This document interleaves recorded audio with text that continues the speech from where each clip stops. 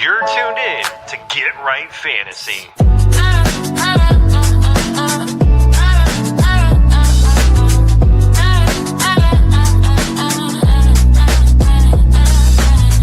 Hey everybody, Adam Rank here. What's up, friends? Daniel Dopp here from the Fantasy Focused Football Podcast over on ESPN. It's Fab, so you're Michael Fabiano from Sports Illustrated. And you know who you can trust? If you've got some questions about your fantasy squad, Want to check out a cool show on YouTube that'll help you get ready for the fantasy football season? check out the Get Right Fantasy Network. Check out the Get Right Fantasy Network. If you are not subscribed, what are you waiting for? You want to lose your league? Head on over to YouTube. Check out the Get Right Fantasy Network because they're doing everything they can to make you a better fantasy player. You got to get right with the Get Right Fantasy Network.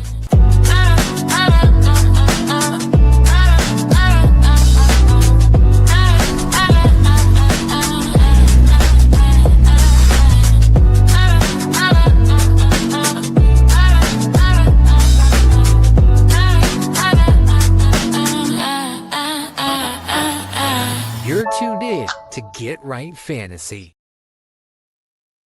What up, world? This is FishnFrank here with Get Right Fantasy Network, coming back at you here for another week of your NFL Monday night overreaction waiver wire show here. What a crazy week we had here. I'm trying to figure out what these lineups are here at the bottom here, but got rid of that for right now. What a crazy week here. Fortunately, Cowboys just fell to the Arizona Cardinals. An upset there. That wasn't good. But I do want to go over some of these crazy games that we just had this last weekend. Had some notes here for some of them. I mean, we had the Cincinnati Bengals versus the Chicago Bears there. The Bears and the Bengals, high scoring thriller with the wild endings. The Bengals scored 2 touchdowns and converted a 2-point conversion in the final 1 minute, 43 seconds to erase the 14-point deficit and take a 42-41 lead with 54 seconds remaining. And then the rookie quarterback, Caleb Williams, threw a 50-yard bomb touchdown there to tight end Colston Loveland. 17 seconds left and the 47-42 win. That was a crazy little turn of events there. The Chicago Bears were able to outlast the Cincinnati Bengals there in the final seconds of the game, final minutes, literally 2 minutes here. In the process, Williams became the first NFL quarterback with at least 275 passing yards, 50 rushing yards, and 20 receiving yards in a single game. So that's crazy. I think he also tied Walter Payton's record with receiving yards and touchdowns in a single game. Jacksonville Jaguars, Vegas, and the Las Vegas Raiders there. First team to go, they went to overtime and both teams scored a touchdown. And unfortunately, the Raiders went for 2. They didn't get the 2, so they lost the game in the crucial stop there, 30-29. They should have just kicked the field goal, man, and just kept it going. We could have got another stop, maybe scored again after that. I just don't see the point of going for the 2 here. The Buffalo Bills did beat the Kansas City Chiefs in the rematch here. Again, everybody, goes to these games because there's quite a bit of shootouts most of the time. The Bills defense had a strong performance there against the Chiefs. They just had Mahomes all flustered up, forcing him to make some key throws in the final moments to secure the victory. So he just missed some key throws there. And then Bills quarterback, the reigning MVP, outplayed Mahomes by throwing 1 touchdown pass and 2 and rushing for 2 others. So that was a really, really good game. So those are some of the highlights from this weekend here. Let me know how you guys, what you guys thought on these games. Let's see what we got going on. Oh, what's up, Warrior Loft? Coming in here early. What's up, man? We just got to cover some of what we got going on here. Basically, just kind of react to Week 9 injury. They go over some week news, some news and injury recap here. We'll get into the Week 10 top waiver wire ads, 65% or less, and obviously do all the live Q&A during the whole show here. Let me show you what we guys got going on here during this week here with these guys here. Tonight's Monday. We got the waiver wire ad overreaction. Tuesdays, we got the extra point with Phil. Wednesday, we've been doing the roster management buy sell trade show, but I think most of the leagues are done trading. Let me know you guys are still doing trades in your leagues. I know mine finish after the NFL. They just follow what the NFL rules are. So if trading's done, it's done. I think Tuesday is the last day here tomorrow for the trades. So many of the teams are locked up after that. So may look to do some other segments there on Wednesday. Friday we got the sit start Q&A. Before the games going on the weekend, and then Sunday we got the active inactives finally with Mike there holding it down. So yeah, let me know if please like and subscribe. Follow us here on YouTube. Those are the content that we have coming at you weekly. We do offer super chats, so if you guys are so inclined to donate to the cause here, and we'll definitely spend some extra time answering your questions here. So let's take now it's time to roll our sleeves up and get to work here for the remaining couple games of the season here, as we headed into, I think we got 5 more games before we start getting into the playoffs and fantasy football playoffs here. So just kind of wanted to do some week 9 overreaction to Caleb Williams now being a consistent fantasy QB1. Let's just throw it out there like that. This reality is he's had a career best 38.7 point game here in the shootout against the Bengals. First multi-touchdown game in over a month. So he continues to struggle with consistency and accuracy. So he has a really good stat line this week, but remains a high end number 2 at this point. He's not ready to be moved into the QB1 stature, but I think he'll probably get there next year. He's definitely maturing. He's definitely getting better. Even throughout the season, they've been struggling, but they're doing a lot better over there in Chicago. Sam Darnold locked in as a weekly starter. I really think that's reality. Darnold's 4 touchdown performance against the Commanders there, really, some people consider it overvalued, but he's been putting in some good numbers consistently. I believe. I think that he's going to be. He has a favorable schedule up ahead. So he's worth at least a streaming option. And if you had somebody go down in your lineup, like Jaden Daniels went down this weekend, which I'll get to in a minute, here's somebody you can pick up off the waiver wire and get fired up and get started here. So basically, your early waiver wire guy here. Overreaction Rico Dowdle here, RB1 in Carolina.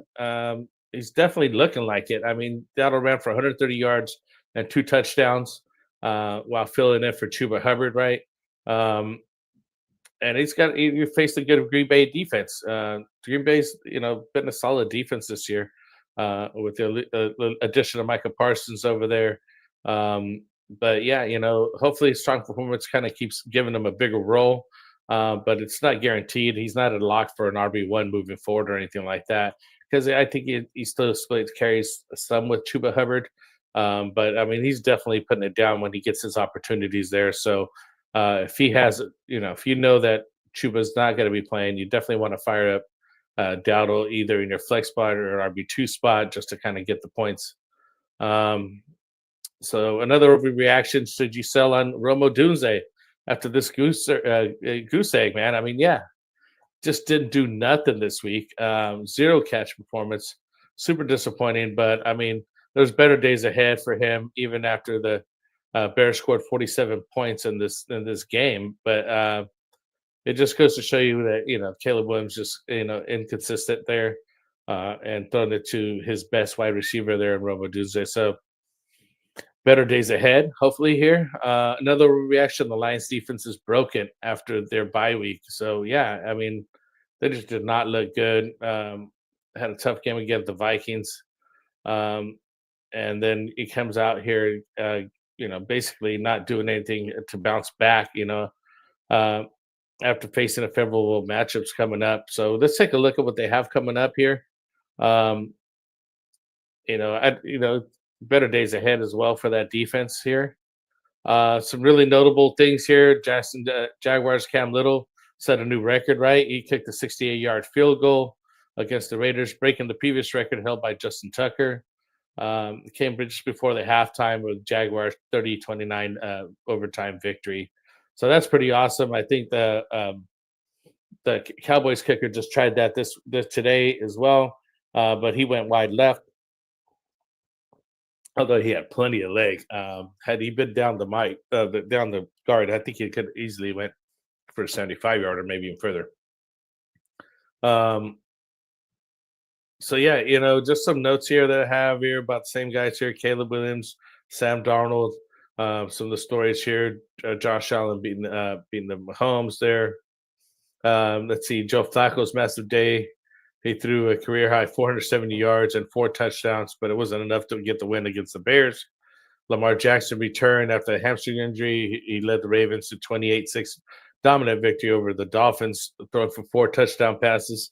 So it was good to see him come back after his hamstrings injury. McCaffrey set a record for he running back broke the NFL record for most career games with a rushing and receiving touchdown. So McCaffrey setting records over there. He had a very good weekend. So yeah, those are some of the reactions and some of the things that we had going on here in Week 9. As we move forward here into Week 10, let's take a look at what we have coming up. Week 10, we got buys here for 4 teams on a bye. The Bengals, Cowboys, Chiefs, and the Titans are all on a bye. So again, another week with four teams on a bye. So there's plenty of guys that you need to be picking up, but it's tough sledding. It's very tough sledding right now. There's a lot of injuries, a lot of guys going down for the season. First of all, quarterback Jaden Daniels, dislocated elbow. He's out indefinitely. I think he's out for the season. But who knows? Definitely he's going to miss quite a bit of time. I mean, he just came back to this game. Different unrelated injury on that one, but it was pretty hard to see and watch. CJ Stroud with a concussion. He missed Week 9, so let's see if he comes back in Week 10. Obviously, he's going to be monitored. Brock Purdy, toe. He's still out for Week 9, and he might be expected to miss another game here. So, Matt Jones could get another start here in Week 11. Kyle Murray, he was inactive tonight. And quite honestly, the team looked a lot better without him. Jacoby Brissett looked like he was handling the ball a lot better than Kyler Murray has. And Marvin Harrison was out there tweeting about his son not getting the ball enough and just looking bad on that offense. He just didn't know how to fix it and what to say. And they just started peppering Marvin Harrison Jr. tonight, showcasing him here in the game. So he was looking really nice. Really happy for him. He's definitely should be a turning around here. I wonder if Kyler loses his job, or is it just overreaction that I'm doing here? But I mean, it was clear as day that offense looks a lot better tonight. Tucker Kraft tore his ACL, so he's out for the season. So that sucks. I actually traded for the Green Bay tight end there. But yeah, it's tough that he's out. Isaiah Pacheco is still out with the knee. Let's see when he comes back. Kareem Hunt had a pretty good game. Ramondre Stevenson out with a toe injury. Let's see if he's going to come back. DeAndre Swift, he was also out. Week 9 with the groin injury there. Let's some other guys here having some really good games there. Aaron Jones, senior, Minnesota, questionable. He's been monitored after Week 9 injury as well. Puka Nacua, he returned Week 9 from an ankle injury, but left with rib issues. So let's see, status is uncertain here at this point. We're going to have to, check a limb out. Garrett Wilson, knee is expected to practice because he's been out for a while. So hopefully he could be on track to return for Week 10. I'd like to have him back. I got him in a couple leagues. Terry McLaurin out with the quadricep. Let's see if anybody else of these guys really matter. I got a lot of guys. Brian Thomas also dealing with an ankle injury. Cole Kmet evaluated for a concussion, that's what led to Colston Leveland being on the field a little bit more, which all worked out great for them. Dalton Schultz, a questionable day-to-day after the knee injury. He had a very good weekend also this weekend, so he's a waiver wire pickup as well. Those are some of the major injuries here that we just kind of mentioned here. Again, I was talking about Puka Nacua here. and his ankle injury, first, and he came back with the rib injury. And hopefully Garrett Wilson comes back here after the week 10 from the knee injury that he had. So yeah, it's time to pay some bills here. Let me get up some stats here. Hey, Joe Kingsley, I'm gonna get to you right now. Give me 2 seconds here. Let me see what you got going on here, brother.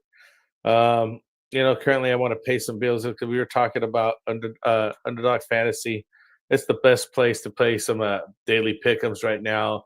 The pick'em contest, you simply pick higher or lower on player stats, like total yards and total touchdowns. And they got a lot of promos going on right now. They had a boost over going on, but really just multiple ones going on right now. But currently, if you use the promo code Get Right, you get play 5, get 100. That's the current new customer bonus here. So if you guys are use the promo code Get Right, get in there with Underdog Fantasy, and you'll be able to get support the channel here. These are the map basically of where it's available. There's only a couple states missing now, so it's pretty much widely available to most everybody. So just no waivers, no trades, no lineups. That's usually what we do with the off season here, when we do our best ball tournaments there. But right now we're just doing the pickup contest. So again, use promo code Get Right, play 50, get 100 right now. I appreciate it, guys. So yeah, with that being said, let's take a look at what you guys got coming in comments here. Joe Kingsley here, 7642. Hello, from Third Shift. Is it wrong for me to get a DeAndre Swift voodoo doll so I can keep rolling Kyle Monangai? No, it's not. He's a type waiver wire ad for this week. He was been talking about him off and on throughout the season. Had a very explosive game this last week. He's definitely a top priority waiver wire ad. I have him in a keeper league, which I'm very happy to say. And hopefully, if the things keep going the way they do, I could be able to keep him going forward. I'm going to pull up the stats that he had this week, and for whatever reason, that little note that I had just did not have my stats here.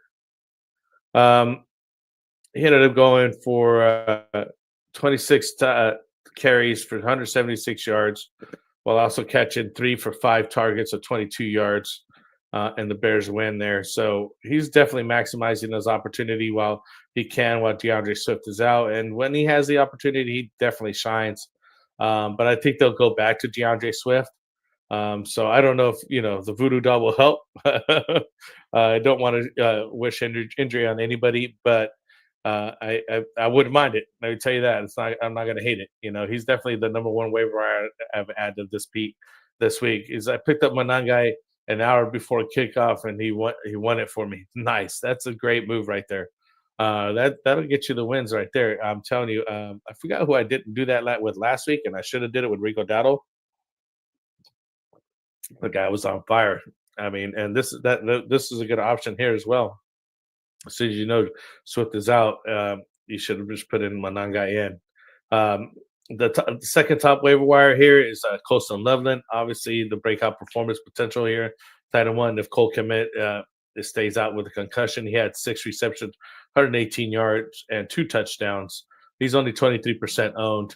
So take a look at him. Coming in at number 3 here, we got Parker Washington, wide receiver, Jacksonville, 8 for 90 on 9 targets. Due to the injuries, he was kind of basically forced into the number 1 receiver spot. We got Travis Hunter dealing with the knee injury, Brian Thomas Jr. Leaving week 9 with the ankle injury. So Parker Washington should get more looks. He definitely was able to, fit the bill and to hold down the spot while his other counterparts were injured. Tight end Luke Musgrave. We had Tucker Kraft go out for the season with the ACL. So Musgrave is definitely a top priority waiver wire ad for tight ends this week. He's only 1% owned, so he's definitely widely available. And I've mentioned a couple times quarterback Sam Darnold. I think I liked him from last year. He's doing well this year. And it went 23 of 28, 330 yards and 4 touchdowns this last weekend.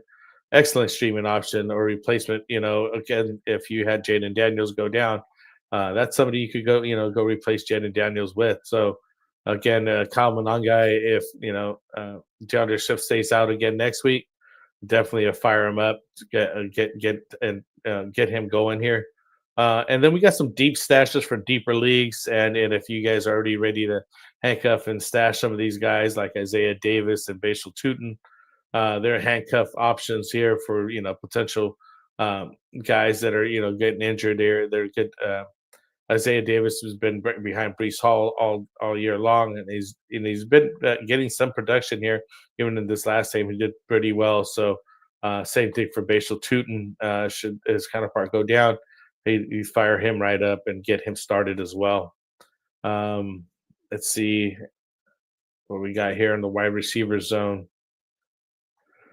Looking at Parker Washington, as mentioned a little bit ago, to the injuries, Brian Thomas, Travis Hunter, basically saw a massive 26% up target share in week 9.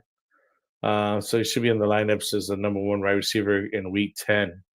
Another guy, Alec Pierce with the Indianapolis Colts. It was just quiet, but Pierce was heavily targeted, 13 to 6 catches, 115 yards, and offers a high upside as a deep threat.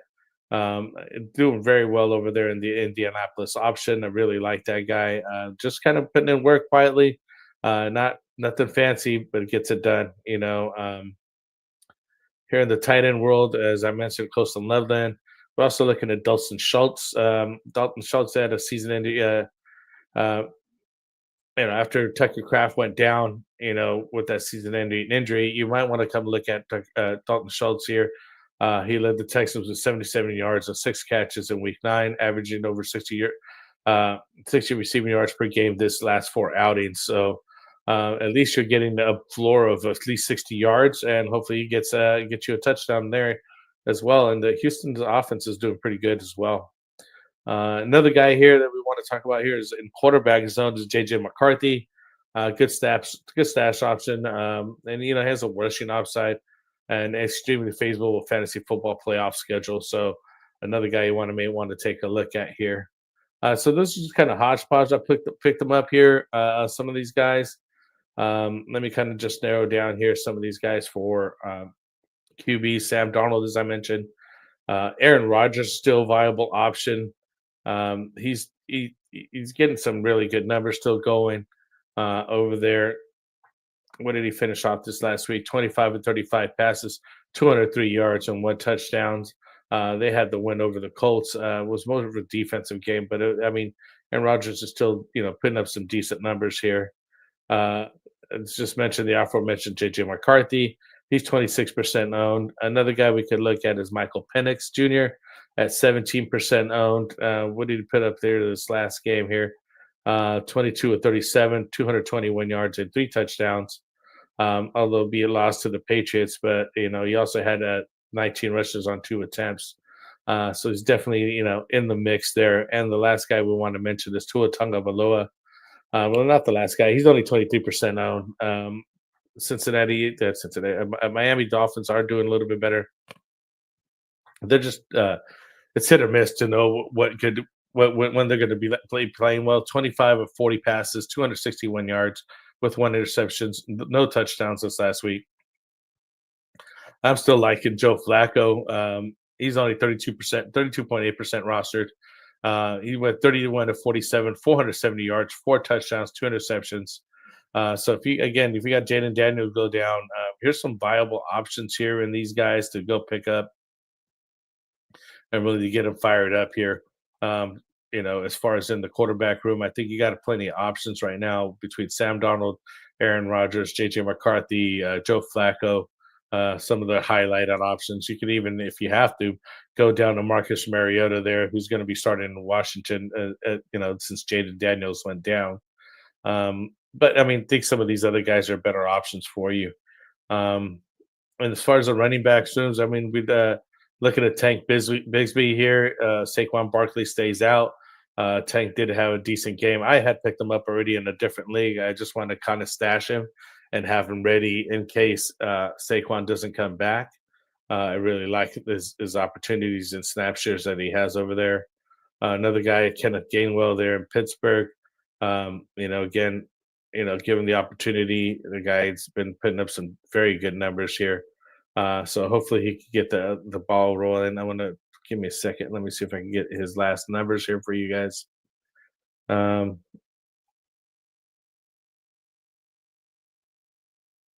that wasn't a good game outing. There's only one rush for 3 attempts there. Caught 4 or 5 targets at 35 yards. I mean, most of the backfield is by Jalen Warren, but again, he's more of a handcuff. And should Jalen Warren go down, Kenneth Gain will be on option to pick up and hold on to. Let's see if we got some other night. Oh, some Devin Singletary. How could I forget him? He's on the cover here. Tyron Tracy was supposed to be the pickup. I mean, we were thinking that he played 22 snaps over the first 40 plays compared to Singletary's 18, right? Tyron Tracy. Singletary tended to play more of the early downs, while Tracy tended to play more of the passing downs. Singletary also had the goal line work back. Singletary took over the fourth quarter, played 14 of 17 possible snaps, and Tracy appeared to be dealing with an injury late in the third quarter.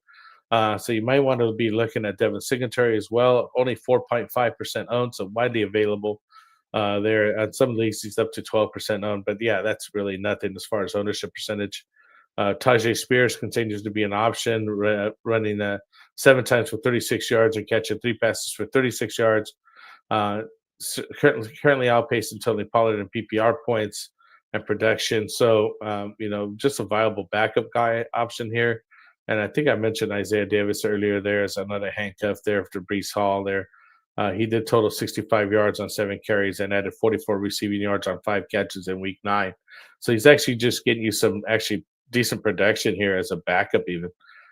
So some of these guys you definitely want to just handcuff, hold on to, especially if they're, their number one goes down. You got to, easily startable RB1 or RB2 in whichever case they may be here on some of these guys.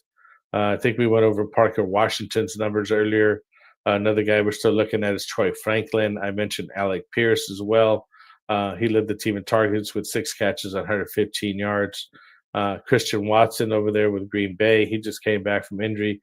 Then we also got Darius Slayton with the New York Giants. Not the greatest week here for waiver wire pickups as far as I'm concerned. I think I wanted to mention that. I know that we kind of went over some of these items, and I was like, looking at the numbers here, I was like, there's nobody really stands out that great.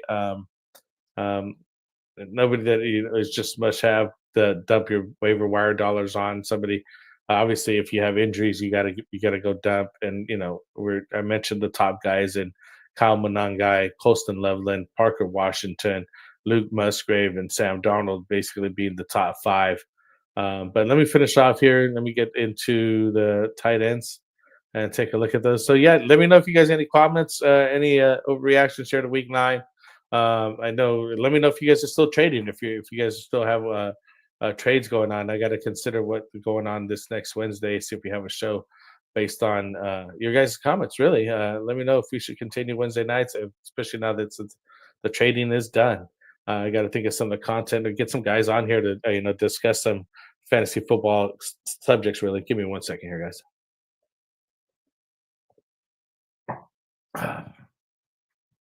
So yeah, the highlight of this week for the tight ends is Colston Loveland, 24% owned, 22% owned, and ESPN. Loveland played 46 of the possible 52 snaps from the 4th drive until the end of the game. Having the best game of his career with his first 59 minutes and 30 seconds of week 9, catching 5 passes and 60 yards and a touchdown. Definitely a guy to go after, especially Cole Kmet stays down. Again, Luke Musgrave, literally not even owned anywhere. It's like not even what a full percentage. 3 of his targets with 34 yards. But again, Tucker Kraft being out for the season. He's up there. Harold Fanning Jr. still available at 52%. Still had a solid week. Dalton Schultz I mentioned earlier, and some other guys like Theo Johnson and Mason Taylor, some options available as well out there. I think I picked up Mason Taylor or the Seahawks guy who did end up getting me a touchdown this weekend.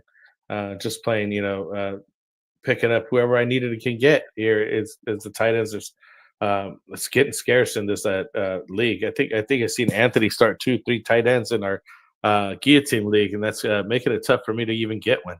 So yeah, those are the waiver wire ads for the week. Some basically kind of ran through here, guys. Sorry that I didn't have somebody on here with me tonight. I usually like to kind of bounce off some of the takes here with the guys. But again, I wanted to repeat, common alumni, 23% owned. DeAndre Swift stays out. This guy's a very viable number two RB2 option. Colston Loveland having his breakout performances from his rookie.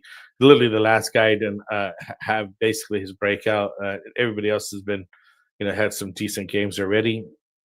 Parker Washington with Travis Hunter and BTJ being injured. Definitely a guy you want to look at over there. Jacksonville.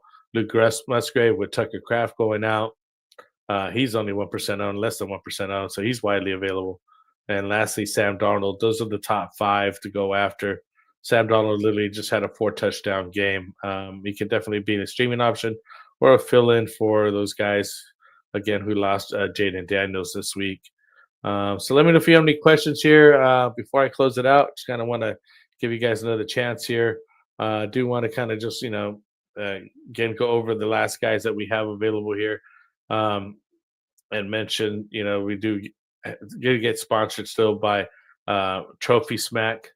They're the best place to, get your trophies, belts, gear like that. And I'm trying to get that stuff over here. And we gave away a ring, 1,000 subscriber giveaway that we had, but these are very nice rings to put up for your Dynasty team. You can pay maybe extra $10 into your league and get yourself a belt like that, or a trophy, or like I said, a ring from Trophy Smack. Just go over there, use the code GetRight, and help support the channel. The good guys, TrophySmack.com. So check them out. But other than that, I want to say what's up to our other affiliates here.